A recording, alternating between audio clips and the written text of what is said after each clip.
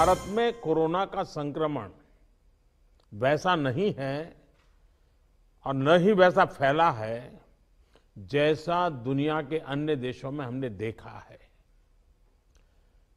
जितनी घबराहट और चिंता 7-8 महीने पहले देशवासियों में थी, अब लोग उससे बाहर निकल चुके हैं।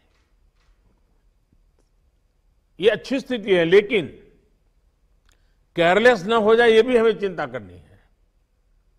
देशवासियों में बढ़ते विश्वास का प्रभाव आर्थिक गतिविधियों पर भी सकारात्मक रूप से दिखाई दे रहा है। मैं आपके राज्य प्रशासन की भी दिन रात जुटे रहने के लिए प्रशंसा करता हूं। साथियों, अब हमारा देश कोरोना के खिलाफ लड़ाई में एक निर्णायक चरण में प्रवेश कर रहा है। ये चरण है वैक्सीनेशन का। जैसे यहां जिक्र हुआ, 16 जनवरी से हम दुनिया का सबसे बड़ा टीकाकरण अभियान शुरू कर रहे हैं।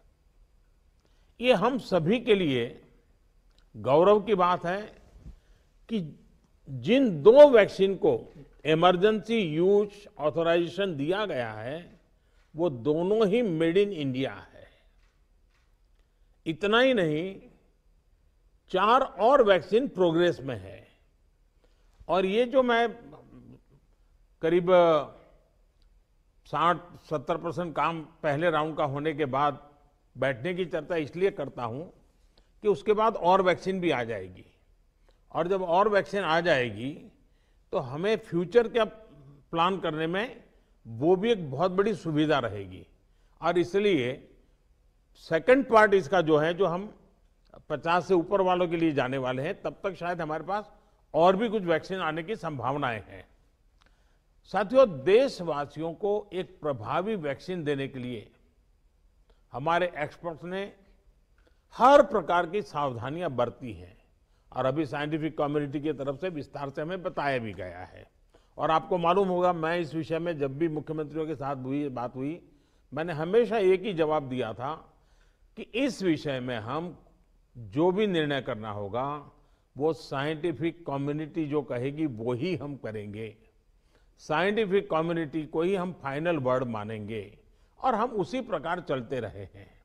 कई लोग कहते थे, देखिए दुनिया में वैक्सीन आ गई, भारत क्या कर रहा है, भारत सो रहा है, इतने लाख हो गया, इतना हो गया, भारत कुछ, ऐसी भी चिल्लाहट हुई। लेकिन फिर भी हमारा मत था कि ये साइंटिफिक कम्युनिटी और जो इसके लिए जिम्मेवार लोग हैं, उनकी तरफ से जब आएगा तभी हमारे लिए उचित होगा, और हम उसी दिशा में चले हैं। बड़ी बात जो मैं दोहराना चाहता हूं कि हमारी दोनों वैक्सीन्स दुनिया की दूसरी वैक्सीन से ज्यादा कॉस्ट इफेक्टिव है।